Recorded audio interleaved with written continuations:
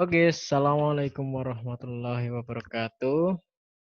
Selamat sore semuanya. Selamat berjumpa kembali dengan saya.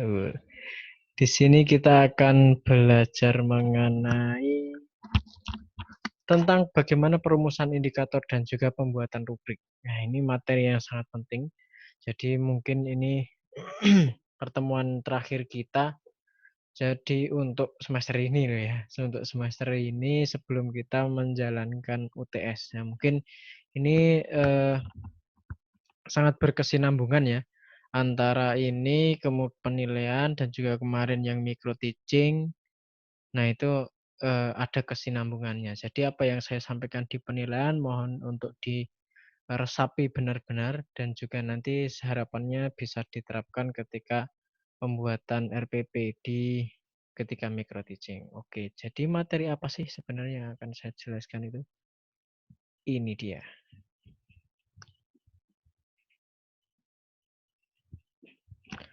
Oke, jadi rubrik dan instrumen penilaian. Start dulu. Kemarin kita sudah belajar juga ya. Jadi tentang sebelumnya kita tentang apa kemarin teknik-teknik penilaian. Jadi teknik-teknik penilaian ada tes, ada non tes. Kalau tes kemarin apa saja? Nah, itu insya Allah nanti itu berguna. Jadi teman-teman dipelajari baik-baik. Oke, sebelum masuk itu kemarin sudah saya sempat singgung ya. Jadi sebelum kita membuat atau mendesain sebuah skema penilaian, itu kan harus didasarkan pada yang namanya KD. Nah, KD bagaimana kita menerjemahkannya ke dalam bentuk skenario atau metode asesmen. Nah, ini kita harus mengetahui indikatornya dulu.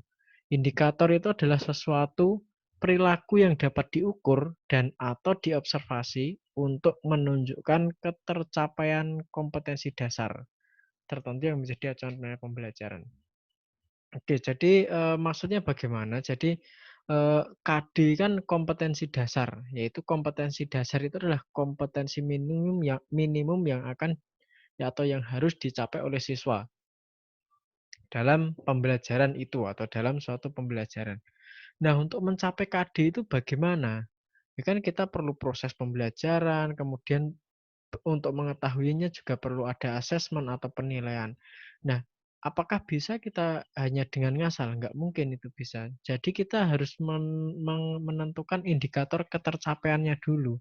Kita harus tahu, nah ini nanti dikatakan tercapai kalau apa, seperti itu. Jadi katakanlah orang itu senang. Tujuannya untuk membuat orang senang. Nah, orang yang senang itu ditunjukkan dengan apa sih orang yang senang itu? Misalkan dia selalu tersenyum sepanjang hari, misalkan dia selalu, tertawa sepanjang hari, ya itu kan indikator-indikator senang, mungkin ya, atau gila. Nah, jadi, misalkan itu garing ya kalau misalkan mau ngelawak tapi cuma komputer aja. Ya seperti inilah deritanya orang kuliah online. Oke, ya pura-puranya pada ketawa aja, hahaha, biar untuk menghibur saya juga.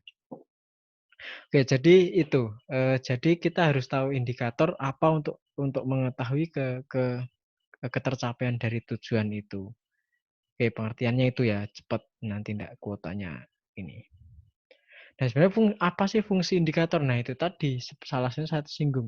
Yang pertama mengembangkan materi atau bahan ajar. Tanpa indikator kita tidak tidak akan bisa mengembangkan bahan ajar yang sesuai dengan tujuan. Kemudian untuk mendesain kegiatan pembelajaran, jelas. Mendesain skenario penilaian hasil belajar itu jelas sekali. Kalau misalkan tidak ada indikator, misalkan indikatornya adalah eh, indikator ketercapaian dari KD eh, menjelaskan, memahami alur pemrograman dasar, alur pemrograman komputer. Nah, bagaimana kita akan mencari bahannya? Kita hanya cari bahan alur komputer ya? Tidak. Kita harus tentukan indikatornya dulu. Indikator bisa memahami alur pemrograman komputer itu apa? Siswa bisa menjelaskan. Nah, siswa bisa menjelaskan berarti Jelas, bahan ajarnya kita cari tentang penjelasan-penjelasan tentang alur pemrograman komputer, kegiatannya mau bagaimana, penilaiannya mau bagaimana. Nah, ini yang akan kita kuatkan untuk di sini karena ini mata kuliah penilaian pembelajaran. Oke, jadi sebelum kita masuk membuat rubrik ataupun instrumen ataupun kan kemarin menentukan teknik penilaian apa yang akan kita gunakan, kita kan harus merumuskan indikator dulu. Nah, merumuskan indikator ini ada ketentuannya. Itu yang pertama, indikator itu dirumuskan dari KD. Jelas, jadi KD-nya apa, baru diambil dari situ. Kemudian menggunakan KKO yang dapat diukur. KKO itu apa? Ya, betul sekali. Kata kerja operasional yang dapat diukur. Jadi ketika eh, ini kalau di kan kemarin ada 3 ranah ya, ada apa itu? Eh, Sikap ya. Ini ada ngeblank kan gue. Sikap terus pengetahuan dan juga keterampilan itu di tiga hal itu ada ranahnya masing-masing atau ada KKO-nya masing-masing. Nah, nanti akan saya kasih contoh. Kemudian yang ketiga dirumuskan dalam kalimat simpel, jelas dan mudah dipahami. Jadi perumusan indikator itu nggak usah terlalu jelimet-jelimet. Yang penting eh, bisa jelas gitu loh, mudah dipahami. Tidak menggunakan kata bermakna ganda atau ambigu. Jadi sesuatu yang digunakan untuk mengukur itu ya harus jelas, tidak misalkan meteran ya sentimeter ya 10 senti itu ya panjangnya ya sama 10 senti terus. Jangan 10 senti ada panjangnya segini, 10 senti panjangnya ada yang segini. Nah, itu berarti memiliki makna ganda walaupun sama-sama 10 senti. Iya dong ora. Iya, itulah. Terus ini ya, ketentuan perumusan indikator yang ke-5 dan ke-6 ini. Hanya mengandung satu tindakan. Jadi dalam satu kalimat, dalam satu indikator itu harus satu tindakan aja. Kemudian memperhatikan karakteristik mata pelajaran. Jadi misalkan yang tadi ya kembali ya. Kalau misalkan dalam satu indikator itu ada 2 tindakan, nah itu tidak bagus, tidak untuk mengukurnya juga susah, itu tidak akan terukur. Jadi usahakan satu indikator, satu ukuran, satu indikator, satu tindakan atau ukuran. Memperhatikan karakteristik mata pelajaran, potensi dan kebutuhan siswa sekolah dan sekitar. Jadi dalam merumuskan indikator itu juga disesuaikan. Jadi disesuaikan dengan karakteristik mata pelajaran, jadi tidak ngawur. Kan namanya indikator kan yang merumuskan guru sendiri ya, guru dan juga dosen.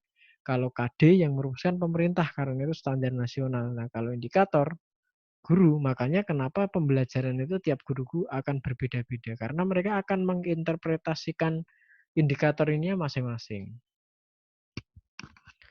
Oke, langkah perumusan indikator yang pertama menganalisis tingkat kompetensi yang akan digunakan pada KD. Jadi apa sih ini tingkat kompetensi yang akan digunakan pada KD itu ini level keterampilan atau pengetahuan. Kalau pengetahuan ini level C1 atau C2 atau C3 atau C4. Nah, atau C5 atau C6. Kemudian setelah itu menganalisis KKO-nya. Kalau misalkan itu C3 berarti ya KKO-nya apa saja. Kalau C2 apa saja. Nah, kemudian yang kedua, menganalisis indikator berdasarkan tingkat UKRK, urgensi, kontinuitas, relevansi, keterpakaian, kompetensi pada KD. Ya, ini nanti akan saya bahas. Apa sih UKRK itu? Urgensi, yaitu tingkat kepentingan bahwa indikator tersebut penting dikuasai oleh pendidik. Jadi dalam merumuskan indikator itu ada yang indikator penting, ada yang enggak.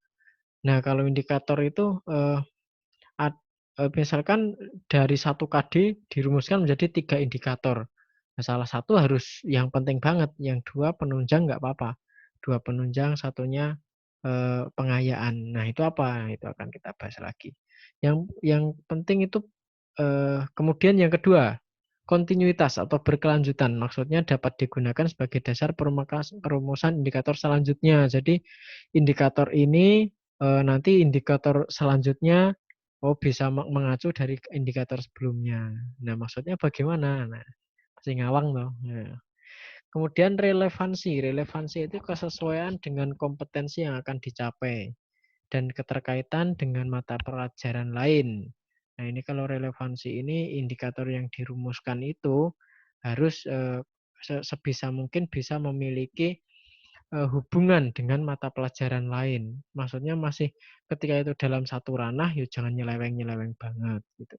Keterpakaian memiliki nilai terapan yang tinggi dalam kehidupan sehari-hari. Klasifikasi indikator. Nah, indikator itu ada 3 macam. Ini berhubungan dengan tadi, UKRK tadi. Yaitu yang pertama itu adalah indikator kunci. Indikator kunci berarti indikator yang memenuhi kriteria UKRK. Jadi urgensinya penting, terus kontinuitasnya ya ini memang memiliki keterkaitan ketersinambungan, kemudian relevansinya juga dengan mata pelajaran lain ini relevan, dan juga kesesuaian dengan KD-nya. Nah, kemudian yang keempat ini apa tadi? Keterpakaian. Nah, ini keterpakaiannya luar biasa. Maksudnya ini indikator ini pasti dipakai untuk mengukur seperti itu. Kemudian yang selanjutnya, kompetensi yang dituntut merupakan kompetensi minimal pada KD. Jadi yang namanya indikator kunci ini adalah indikator yang merupakan tuntutan minimal dari KD itu. Misalkan katakanlah KD-nya menerapkan instalasi komputer. Nah, berarti salah satu indikator kuncinya ya harus minimal itu menerapkan. Nah, menerapkan C berapa? C3. Itu nanti akan kita breakdown. Memiliki sasaran mengukur ketercapaian standar minimal KD, yaitu ya memang sasarannya memang untuk mengukur standar minimal KD-nya itu. Dinyatakan tertulis dalam RPP dan harus teraktualisasi. Kalau dulu itu yang namanya indikator itu harus ditulis dalam RPP. Nah, sekarang kalau indikator format baru, nah itu ditulis tapi diwujudkan dalam bentuk tujuan. Nah, tujuan kan rumusannya dari indikator. Nah, makanya itu. Jadi yang tetap ditulis cuma diwujudkan dalam tujuan dalam dan harus teraktualisasi dalam pelaksanaan proses pembelajaran. Jadi katakanlah ada 3 KD, satu KD dan 3 indikator atau 3 tujuan. Paling enggak itu salah satu tujuan yang ingin dicapai itu harus menjadi inti atau proses dari pelaksanaan pembelajaran. Yang dua bisa saja jadi cuma penunjang. Nah, ini dia. Yang kedua adalah indikator penunjang, yaitu untuk membantu peserta didik memahami indikator kunci. Nah, jadi di sini eh, indikator ini hanya sebagai indikator penunjang. Katakanlah indikator kuncinya tadi adalah C3. Berarti kalau indikator penunjang itu adalah indikator yang ada di bawahnya, yaitu yang C2 atau C1. Jadi misalkan mahasiswa menerapkan instalasi komputer, itu adalah C3 ya, apa ya? Indikator kunci ya. Jadi indikator penunjangnya apa? Mahasiswa mampu menjelaskan langkah-langkah instalasi komputer. Jadi sebelum menerapkan, mahasiswa diminta untuk menjelaskan dulu. Jadi menjelaskan ini berarti diberikan teori seperti itu. Jadi teori, kemudian indikator yang kedua menerapkan, baru mereka mencoba menerapkan indikator kunci. Kemudian disebut juga indikator prasyarat, yaitu sebagai syarat untuk mempelajari indikator kunci. Nah, ini juga bisa dikatakan sebagai seperti itu. Jadi istilahnya adalah seperti ini. Untuk mencapai C3, paling tidak mahasiswa itu harus mencapai C2 dulu, harus mencapai C1 dulu. Nah, itu boleh untuk sebagai indikator penunjang.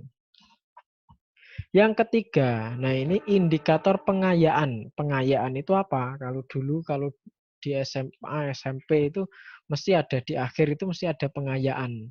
Pengayaan itu adalah sesuatu yang digunakan untuk menambah kompetensi. Jadi standar minimalnya sudah tercapai. Nah, berarti kalau bisa nggak ini anak itu dikasih standar yang lebih tinggi.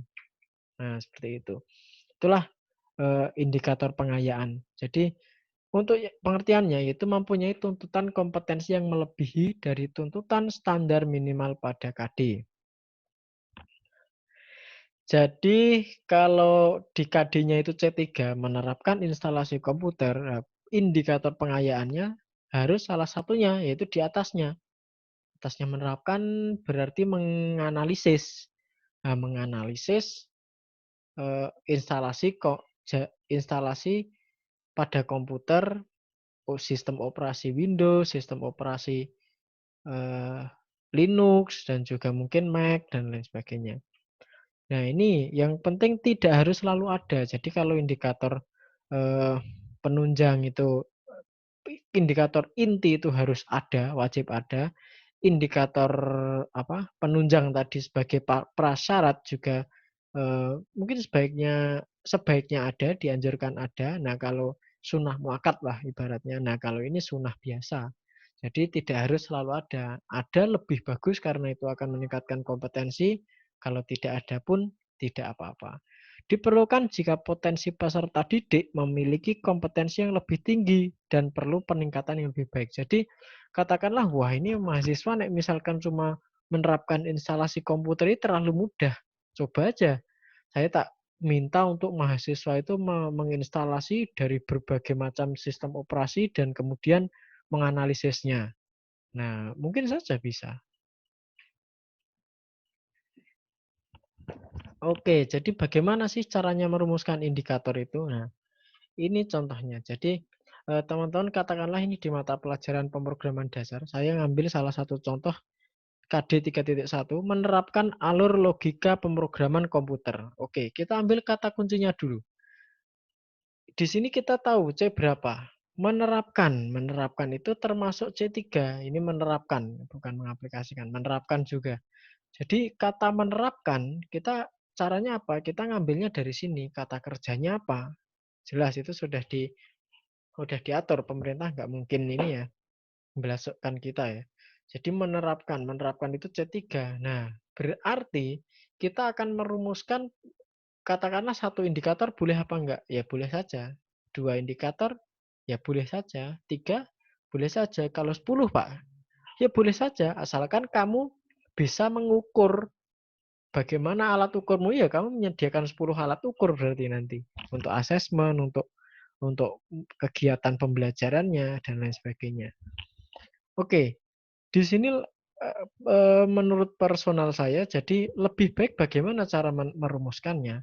Kita ambil yang pertama harus ada dulu, yaitu indikator apa? Indikator kunci. Indikator kuncinya di sini di mana? Di kursorku kok hilang. Nah ini. Indikator kuncinya di mana? Yaitu yang ini. Karena ini menerapkan, kita ambil C3. Jadi kita kita mencari di KKO, kata kerja operasional yang ada di C3. Nah, di C3 itu ada mengimplementasikan, ada mengkarakteristikkan. Nah, kita ambil yang cocok. Nah, berarti kalau ini implementasi atau aplikasi, ya berarti implementasi aja. Di konsorku. Nah, ini. Jadi, mahasiswa mampu mengimplementasikan logika pemrograman pada komputer. Jadi, intinya kan ini menerapkan alur logika pemrograman komputer kan itu. Jadi, mahasiswa mampu menerapkan bagaimana sih alur logika pemrograman komputer. Nah, itu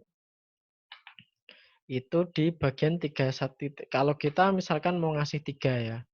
Nah, ini kemudian ada, eh, saya tambahi lagi untuk sebelum mengimplementasikan ini, masa langsung mengimplementasikan, kan pasti ada paling nggak penjelasannya dulu. Atau istilah, makanya saya kasih tambahan. Yang pertama, mahasiswa mampu menjelaskan alur logika pemrograman komputer. Katakanlah dua saja sebenarnya bisa apa enggak? Bisa saja. Tapi saya mungkin ingin menambah sesuatu lagi dalam kegiatan pembelajaran nanti, untuk biar mereka bisa membandingkan. Yaitu yang pertama saya pengen supaya mereka membandingkan logika berpikir manusia dan komputer itu bagaimana, apakah sama apa beda. Ketika komputer mau menjalankan suatu aksi itu harus bagaimana, kalau manusia harus bagaimana. Jadi mereka biar untuk sebelum mengimplementasikan itu biar mereka lebih paham dulu, maksud saya seperti itu. Jadi ini salah satu indikator, salah satu perumusan indikator. Nah, ini ada contoh satu lagi. Nah, ini mungkin yang lebih lengkap. Kalau tadi itu yang sebelumnya itu indikator, adanya hanya indikator kunci dan juga prasyarat atau indikator penunjang. Kalau ini ada 3, saya berikan 3. Mulai dari indikator kunci, kemudian penunjang yang warna kuning, kemudian yang ketiga apa? Pengayaan. Pengayaan itu yang lebih tinggi. Nah, di sini teman-teman, eh, nanti saya tunjukkan ya. Di sini taksonomi Bloom itu ada 3 ranah. Tidak hanya satu ranah. Teman-teman mesti kenalnya cuma C ya. Jadi C1, C2, C3 sampai C6. Padahal itu hanya ranah pengetahuan. Ranah sikap ada lagi dari A1 sampai A5. A1 apa? Menerima, menanggapi, dan lain sebagainya sampai A5. Kemudian di ranah keterampilan pun juga ada. Ada 5 juga. Mulai dari meniru, mengapa, dan sampai 5 pokoknya. Nah, di sini eh, saya ambil contoh. Ini karena KD-nya 4.7, kalau yang tadi 3.1 ya. 3 itu adalah ranah pengetahuan, sementara 4 itu adalah ranah apa ini? Keterampilan. Jadi di ranah keterampilan ini pasti juga kata kerjanya adalah kata kerja di ranah yang diambil dari ranah keterampilan, bukan dari C tapi dari P. Nah, di sini ini mata pelajarannya bukan pemrograman dasar ya, tapi desain grafis. Kemudian KD 4.7 ini memanipulasi gambar vektor dengan menggunakan fitur efek. Mungkin bisa shadow, blurring, kemudian ya banyak lagi. Kita ambil kata kerjanya dulu, memanipulasi. Oke, memanipulasi. Saya cari. Memanipulasi ini ada di ini berapa? Di KKO-nya KKO P berapa? Oh, ternyata di P2.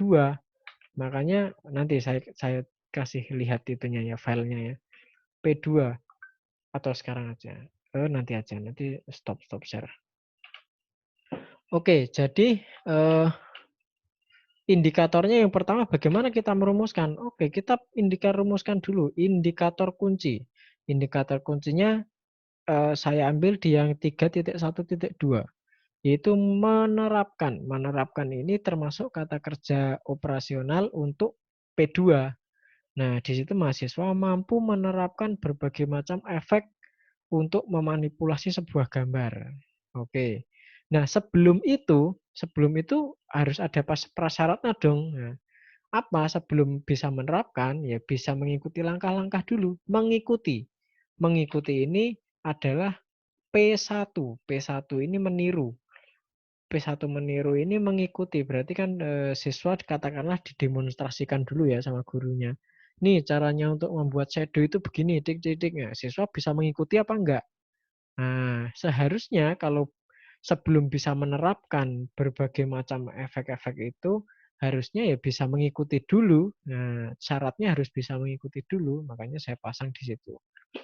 Kemudian di 3.1.3, nah inilah yang namanya indikator pengayaan. Setelah tadi bisa menerapkan, yang pertama setelah tadi bisa mengikuti, kemudian dia menerapkan sendiri, dan mengkombinasikan, katakanlah, yaitu mengkombinasikan bisa, menerapkan juga bisa. Mahasiswa mampu membuat sebuah poster dengan tema edukasi dengan manipulasi efek yang telah dipelajari. Eh, nanti siswa ini diharapkan dari kompetensi memanipulasi gambar ini harusnya tadi menerapkan pun sebenarnya sudah cukup. Tetapi karena mereka dalam mahasiswanya hebat-hebat, kreatif-kreatif, kenapa tidak diminta untuk membuat poster sekalian? Nah, pasang di situ, target di situ. Nah, akhirnya desain pembelajarannya pun bertambah. Yang tadinya hanya menerapkan, mungkin asesmennya ini, nah sekarang asesmennya ditambah penugasan pembuatan poster, katakanlah seperti itu. Jadi kompetensinya akan semakin meningkat. Oke, jadi apa sih yang hal penting yang perlu dicermati? Itu di dalam asesmen, indikator kunci itu wajib diujikan kepada siswa. Nah, indikator kunci inilah yang harusnya dinilai, yang harusnya menjadi pokok penilaian seorang guru. Bukan indikator pengayaannya, bukan indikator penunjangnya apalagi. Nah, indikator pengayaan mungkin bisa, tetapi kan ini kan hanyalah tambahan ketika mereka sudah harus melakukan atau menyelesaikan indikator intinya. Nah, ya kan biasanya yang bisa sampai ke level selanjutnya biasanya mungkin hanya beberapa ya, beberapa student mungkin yang kira-kira kreatif, paling kreatif dan lain sebagainya. Nah, itu nanti malah tidak akan bisa mengukur secara keseluruhan, tidak bisa mencapai standar karena alat ukurnya apa? Ketinggian levelnya. Kemudian indikator kunci menjadi tolak ukur keberhasilan kompetensi minimal. Jadi itu tadi yang dijadikan tolak ukur keberhasilan bukan dari indikator pengayaannya. Katakanlah yang guru malah mematok indikator pengayaannya yang sebagai patokan penilaian. Padahal yang bisa mengikuti itu paling cuma 5% dari total siswa. Nah, itu kan malah kurang baik. Padahal yang harus dinilai berarti ya indikator inti. Untuk SD SMK merupakan pencapaian standar nasional. Ya, jadi untuk SD sampai SMK ini KD itu sudah ditentukan. Dari KD itu kan pasti akan merumuskan salah satu indikator kunci. Nah, KD ini sudah disusun secara nasional. Semua se-Indonesia sama. Nah, bagaimana menguraikan ke indikatornya? Nah, itu masing-masing guru. Dalam melakukan asesmen, indikator penunjang dan pengayaan harus disesuaikan terhadap indikator kunci. Nah, jadi makanya itu dari itu kita yang harus kita ukur kuncinya dulu. Kunci aman, baru kita harusnya kalau kunci aman, penunjangnya pun harusnya aman. Bisa dites, bisa enggak pun enggak masalah. Pengayaan, jangan pengayaan dulu, baru kunci dulu. Kuncinya dulu, setelah itu baru pengayaan. Nah, kemudian masuk ke intinya, ini rubrik penilaian. Rubrik penilaian ini, aduh ternyata ini capek juga. Saya tak minum sebentar ya guys.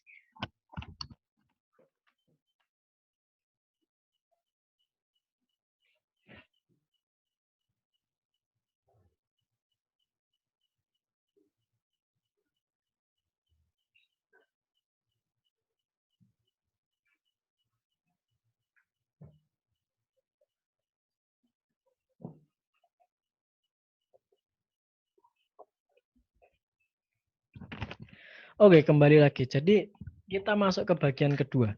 Bagian yang paling penting yaitu rubrik penilaian. Apa itu? Panduan bagi fasilitator pembelajaran untuk melakukan penilaian yang konsisten dan dapat dipertanggungjawabkan terhadap mutu pekerjaan siswa atau mahasiswanya. Di dalam rubrik terdapat set kriteria yang digunakan untuk menilai kinerja dari suatu individu atau kelompok siswa secara detail. Jadi intinya adalah pedoman penilaian. Jadi supaya apa? Jadi ketika saya membuat suatu metode teknik penilaian, katakanlah penugasan. Penugasan pembuatan proposal, proposal penelitian. Nah, ketika itu pada suatu kejadian saya tidak bisa mengoreksi. Nah, kerjaan koreksi ini saya berikan kepada salah satu teman saya, katakanlah Pak Rian. Nah, harusnya kalau saya memiliki rubrik, penilaian antara saya dengan Pak Rian akan sama-sama objektifnya. Sama-sama hasilnya bisa dipertanggungjawabkan. Kalau tidak ada rubrik, maka saya harusnya menilai ini dengan standar saya, misalkan dapatnya dia 80. Ketika dinilai Pak Rian, wah ternyata dia misalkan katakanlah cuma dapat 70, katakanlah atau malah dapat 90. Karena apa? Karena ukurannya berbeda-beda. Makanya harus ada satu pedoman yang bisa menyamakan kriteria penilaian itu. Nah, itu bagaimana? Kita buka. Nah, sebelum masuk ke situ, rubrik itu ada bermacam-macam jenisnya. Jadi ada rubrik analitik, kemudian ada rubrik holistik, kemudian satu lagi rubrik skala persepsi. Oke, rubrik analitik. Apa itu? Rubrik yang umumnya digunakan untuk penilaian kinerja mahasiswa. Ya, yes, digunakan untuk menilai kriteria secara terpisah. Selanjutnya mengkombinasikan penilaian dari setiap kriteria. Ngawang toh. Masing-masing kriteria dapat diberi bobot. Oke, langsung saja ke contohnya. Harusnya ada contohnya.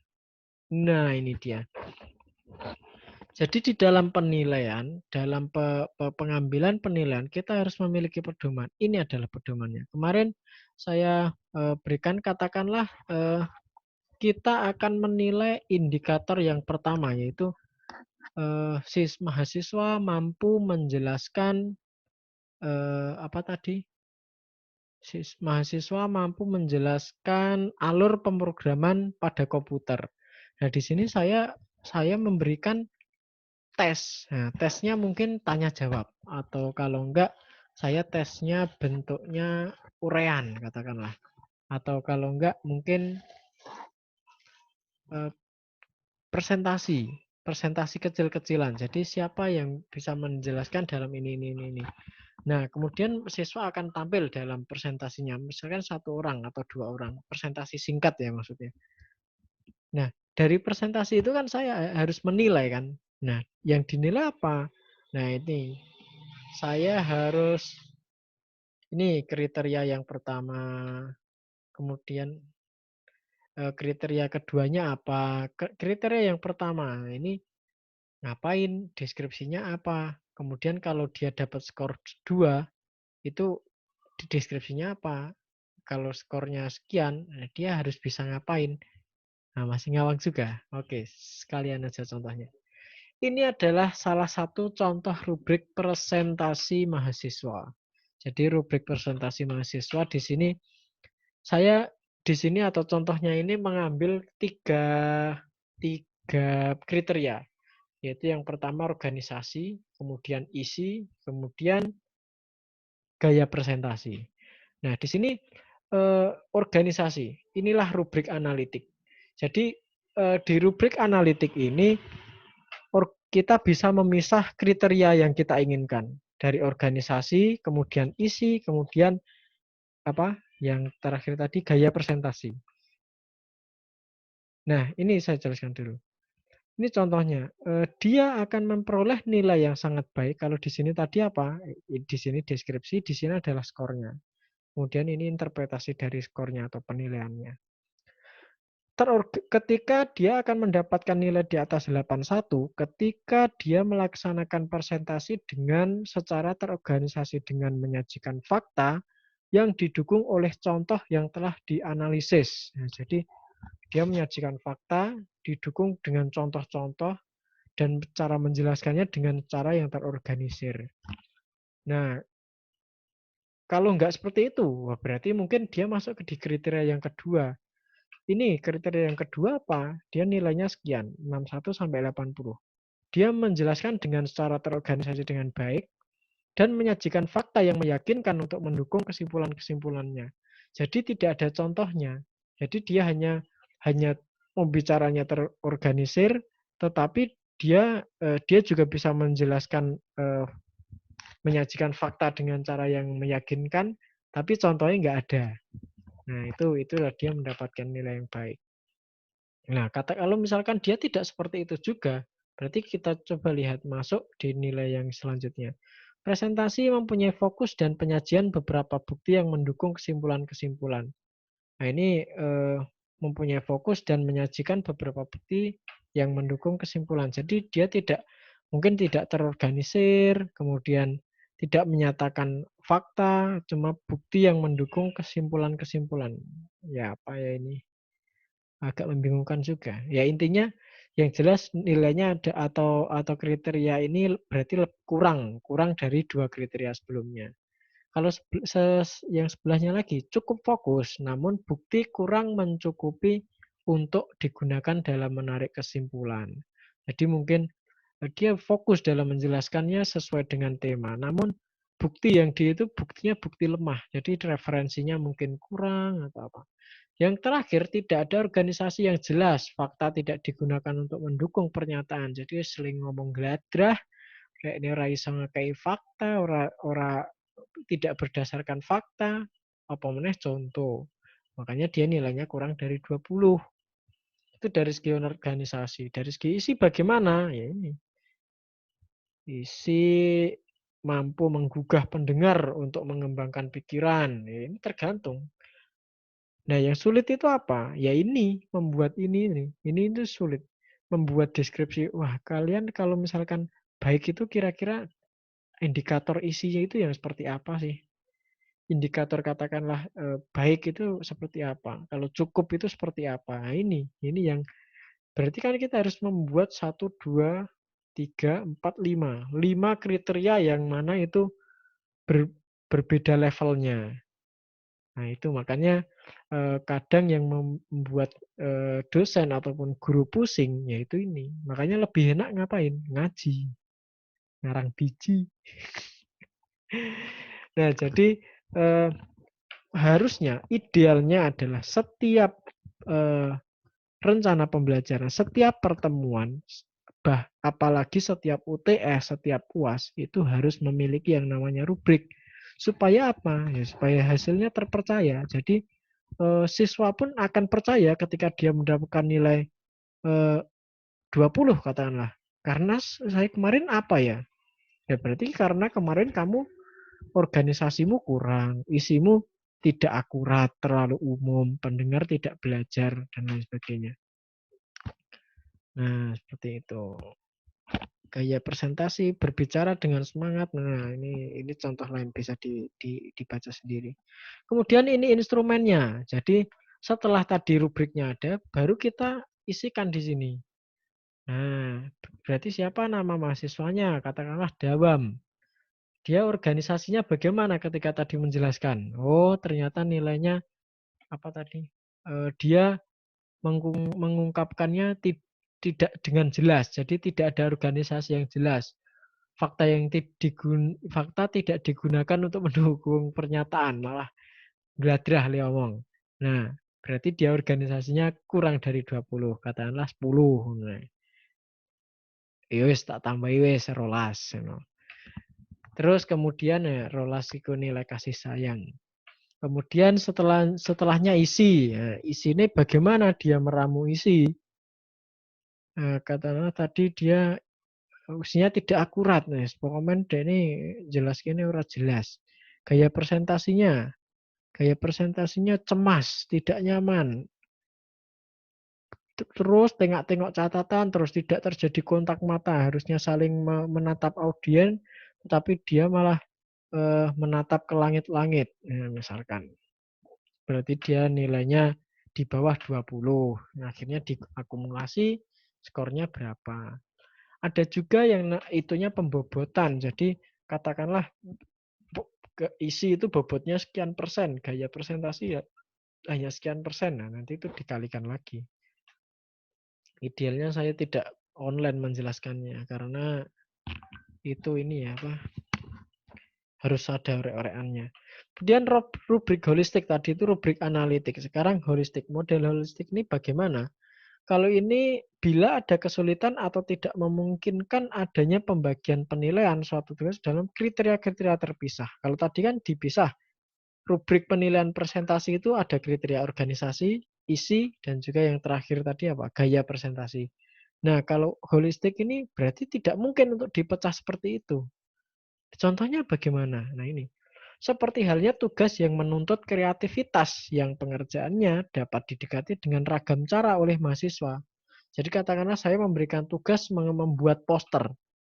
Nah, membuat poster kan caranya berbagai macam. Tiap mahasiswa kan berbeda. Ada yang menggunakan softwarenya pun berbeda-beda.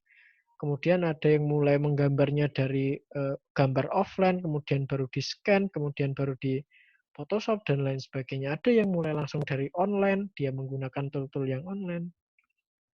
Nah, untuk itu bagaimana rubriknya? Nah ini adalah desainnya ataupun gambarannya. Masih bingung? Langsung saja. Tugas, contoh tugas project multimedia. Nah ini langsung berarti grade capaiannya apa, skornya apa, deskripsinya apa? Jadi langsung dideskripsikan. Jadi di sini ada 1, 2, 3, 4, 5. Kalau tadi itu analitik itu indikatornya dipecah-pecah ada 3 dan di kesininya ada 5. Kalau ini langsung dari 5 ke bawah. Jadi tidak perlu memecah tiap indikatornya. Tapi ini juga mumet juga. Berarti Anda harus mendeskripsikan bagaimana sih itu kriteria project yang multimedia yang baik, deskripsinya bagaimana. Kalau yang baik itu seperti apa? Kalau tadi sangat baik seperti itu, kalau baik itu seperti apa? Nah, ini bisa dibaca sendiri. Ngoceh terus kesel. Ini contoh lain, tugas IC. Tugas IC itu kan mahasiswa bisa membuatnya juga bermacam-macam. Antara satu orang dengan satu orang lain juga tidak sama. Nah, itu contohnya. Instrumennya bagaimana? Ya ini lebih enak. Jadi karena ini ya nama mahasiswa langsung skornya. Karena apa? Ya udah di sini kan langsung skor. Asalkan deskripsinya oke, oh dia masuk ke nilai 45 sampai 54, berarti kurang. Berarti misalkan 52. Ya wis, berarti seret skornya 52. Berarti kalau 85 ya sangat baik. Rubrik skala persepsi. Kalau tadi rubrik holistik, sekarang skala persepsi. Ini pedoman penilaian yang memiliki tingkatan kriteria yang tidak dideskripsikan namun tetap diberi skala penilaian atau skor penilaian. Seperti apa? Nah, seperti ini. Jadi kalau ini langsung. Jadi kalau tadi ya di sini apa tadi yang analitik ya. Analitik itu apa? Aspeknya apa? Kemampuan komunikasi. Nah, kalau kemampuan komunikasi ini kalau sangat kurang itu deskripsinya seperti apa?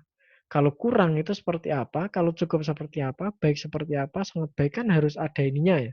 Nah, kalau ini enggak perlu. Karena apa? Karena ini adalah salah satu contoh instrumen untuk tanya jawab. Jadi yang ringan-ringan. Penugasan katakanlah presentasi. Presentasi kan berat ya, asesmen berat ya. Karena itu melibatkan keterampilan, kemudian ya banyak hal yang dinilai di situ. Kalau tanya jawab katakanlah, nah ini apa ini? Nah ini jadi nggak perlu pakai skala persepsi cukup. Nah, kadang pun kalau dosen atau guru yang males nggawe rubrik dan juga itu apa instrumen, ya sudah pada akhirnya cuma kayak gini. Jadi aspek apa yang dinilai? Kemampuan komunikasi, penguasaan materi tanpa ada parameter yang jelas. Kalau untuk tugas tanya jawab harian ya, yang mungkin itu secara random, hanya misalkan saya bertanya, ayo kira-kira tadi siapa yang mampu eh, menjelaskan pelajaran pada hari ini kita ngapain aja. Itu kan refleksi ya, merefleksikan siapa yang tahu. Nah, mereka akan tuh baterai running low. Chaos, guys, chaos, chaos, chaos. Nah, mereka akan menjawab kan. Nah, menjawabnya kan pasti dia tidak perlu ya yang sampai harus nulis ini, harus menyiapkan materi kan tinggal jawab aja. Nah, makanya ini instrumennya ataupun rubriknya dibikin sesimpel mungkin. Ini tambahan baru. Sebenarnya kalau sebelum ada revisi ini cuma ada dua, yaitu holistik sama analitik tadi. Tapi karena ada kejadian itu yang mana itu harusnya ringan saja dan harus tetap diukur, makanya itu diberikan jenis rubrik baru namanya skala persepsi. Nah, ini ya sama aja, sama kayak yang holistik tadi. Nah, bagaimana dengan rubrik tes? Kalau tadi itu kita menerapkan rubrik yang teknik penilaiannya itu non-tes, yaitu pengamatan. Katakanlah tadi apa? Tanya jawab. Tanya jawab kan dari pengamatan. Kita tidak memberikan tes apapun. Hanya kita amati bagaimana dia menjawab. Kita isi formnya. Kemudian tadi sebelumnya apa? Presentasi. Yang pertama rubrik analitik tadi kan presentasi. Presentasi kan eh, tidak dengan tes. Nah, itu kan salah satu bentuk non tes. Nah, terus yang tadi holistik tadi kan contohnya membuat IC dan itu kan lewat penugasan. Nah, kalau yang ini coba kalau yang tes itu yang bagaimana ya Kak? Kemarin sudah saya jelaskan tes ada pilihan ganda, isian dan juga apa? Urean. Nah, yang biasa kita itu urean. Nah, terus kalau pilihan ganda bagaimana rubriknya? Kalau urean bagaimana? Nah, ini yang akan saya kasih contoh. Ini yang contoh yang saya berikan kemarin. Kalau pilihan ganda jelas. Jadi pilihan ganda itu tidak ada rubriknya. Yang ada namanya kalau pilihan ganda itu kisi-kisi atau indikator. Nah, nanti akan kita pelajari. Tetapi jelas karena apa? Yang namanya pilihan ganda ketika salah ya salah. Ketika benar ya benar. Tidak ada yang lain. True false, kemudian mencocokkan. Nah, itu kalau salah salah. Nah, sekarang bagaimana dengan urean? Urean ya sebentar sebentar. Lagi kuliah. Takut. Nopo. Oke, kita lanjutkan. Jadi, kalau di urean, ini kan akan memberikan, membawa argumen ataupun pendapat yang berbeda-beda. Dan ukurannya pun berbeda-beda. Iya enggak? Bagaimana saya bisa menilai argumennya dia salah? Bagaimana saya bisa menilai argumennya dia tidak cocok? Ojo toh. Oh, ikut. Ding. Halo. Say hello dulu. Say hello. Halo, om-om, tante-tante, mbah-mbah. Wis nyam. Cek tak rambung guys, bentar lagi. Dadah sih. Dadah. Ah. Enggak usah, jangan. Oke. Jadi kalau bagaimana kalau urean? Nah, kalau urean itu ya seperti ini. Contohnya ini kemarin soalnya apa sih? Ini soalnya adalah mengapa apa yang bisa kalian simpulkan dari grafik pokoknya yang ada yang kekuatan internetnya kencang, ada yang kekuatan internetnya rendah. Apa saja sih yang mempengaruhi? Nah, ini jawabannya seperti ini. Itu yang pertama. Jadi ketika spesifikasi perangkat warna merah itu lebih besar dari yang lain. Jadi memang ya dipengaruhi dari perangkatnya. Ketika ada kata-kata ini, berarti dia dapat poin 1. Ketika ada kata-kata ini warna kuning lebih kecil dari yang lain, dia dapat 1 poin. Aja aja. Ya tuh. Terus warna merah muda lebih kecil dari warna merah dan lebih besar. Nah, itu dapat 1 poin. Kemudian yang kedua, posisi pemancarnya. Nah, misalkan dia cuma menjawab spesifikasi perangkat ini, spesifikasi perangkat saja. Katakanlah dia eh, apa? Fiber optik dengan yang di bawahnya itu apa? Apa, Jo? Kalau fiber optik yang lebih jeleknya apa? Nah, twisted pair. Nah, twisted pair katakanlah kabelnya pakai itu. Nah, berarti dia poinnya 3. Tapi dia tidak menjawab ada posisi perangkat pemancarnya. Nah, ini misalkan posisinya lebih dekat atau lebih ini. Nah, berarti dia poinnya cuma 3 tok. Nah, itulah yang akan digunakan untuk penilaian. Makanya penilaian UTS ataupun UAS yang katakanlah mayoritas adalah tes urean, hampir semuanya urean kalau di FKIP saya lihat. Itu ya harusnya mengacu ada rubriknya. Nah, sebenarnya bagaimana Pak, ada apa enggak? Nah, silahkan ditanyakan sama dosen kalian masing-masing. Ada rubrik apa enggak? Harusnya kalau misalkan dosen yang misalkan atau guru yang transparan, harusnya ya rubrik itu disediakan di awal. Oke, ini adalah rubriknya. Paling tidak aspeknya ya. Jadi aspeknya apa saja sih Pak yang akan jenengan nilai itu harus dikatakan dulu. Jadi ini kalau ujian praktek, ujian eh, uraian kayak gini pun harusnya sudah diberikan ancang-ancang. Ataupun apa sih yang mau dinilai dari parameter ukuran bapaknya itu apa sih? Itu. Terus apa lagi nih? Nah, ini instrumennya. Sudah berakhir. Jadi itu. Oh ya, ini akan saya tampilkan. Bentar, belum tak buka. Belum apa ya? Taksonomi Bloom yang baru di Topi mau. Nanti akan saya upload.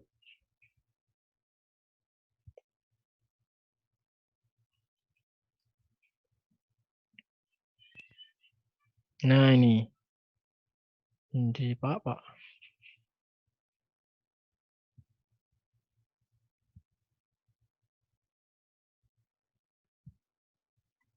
Lah, sudah muncul belum?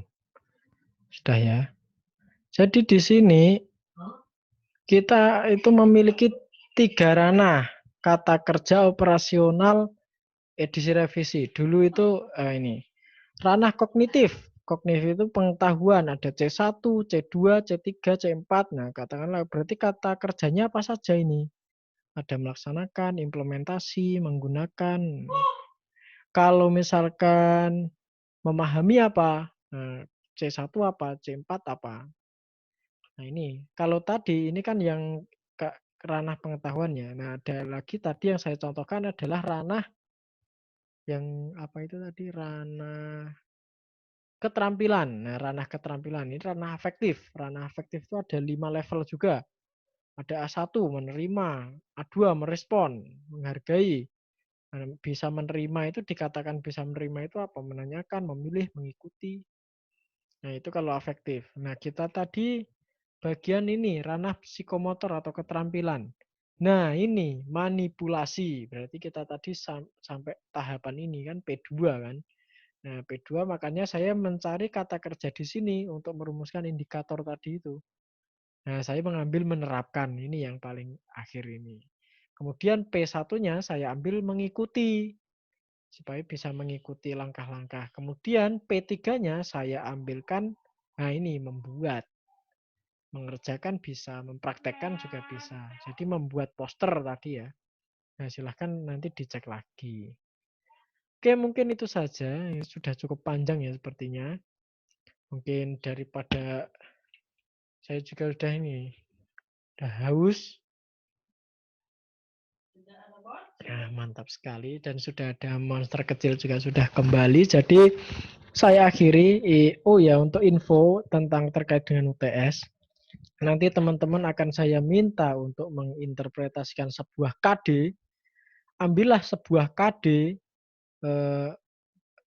kemudian setelah itu buatlah indikatornya. Setelah dibikin indikator, buatlah skema penilaiannya. Kalian akan menilainya apa? Yaitu dengan teknik penilaian apa? Pakai tes atau non-tes? Kalau pakai tes, kalian mau pakai apa? Kalau non-tes, pakai apa? Setelah itu buatlah rubriknya, rubrik penilaiannya. Bagaimana rubrik itu nanti kalian, penilaian itu nanti akan kalian ukur. Kemudian instrumennya seperti apa? Setelah itu jelaskanlah alasan mengapa kalian memilih itu. Mengapa untuk menginterpretasikan KD atau mencapai tujuan dari KD itu, kenapa kok kalian memilih metode itu, metode tes atau metode teknik tes urean. Mengapa kok saya mengambil penugasan? Kenapa saya mengambil presentasi? Kenapa saya mengambil diskusi ataupun mungkin project base ataupun portofolio? Nah, itu silakan. Jadi semakin nanti kompleks, nah, itu nanti sudah saya sertakan ya rubriknya. Jadi kalian bisa tinggal lihat. Jadi setiap mata kuliah yang saya ampu, insya Allah semuanya sudah ada rubriknya. Jadi enggak aku naik guru di protes-protes wae. Jadi pokoknya nanti biar kalian tahu sendiri apa sih sebenarnya yang berusaha ingin saya nilai dari kalian itu. Nah, begitu ya. Jadi mungkin itu saja yang bisa saya sampaikan. Mungkin sekarang adalah waktunya untuk bermain bersama si monster cilik. Saya akhiri. Terima kasih. Assalamualaikum warahmatullahi wabarakatuh.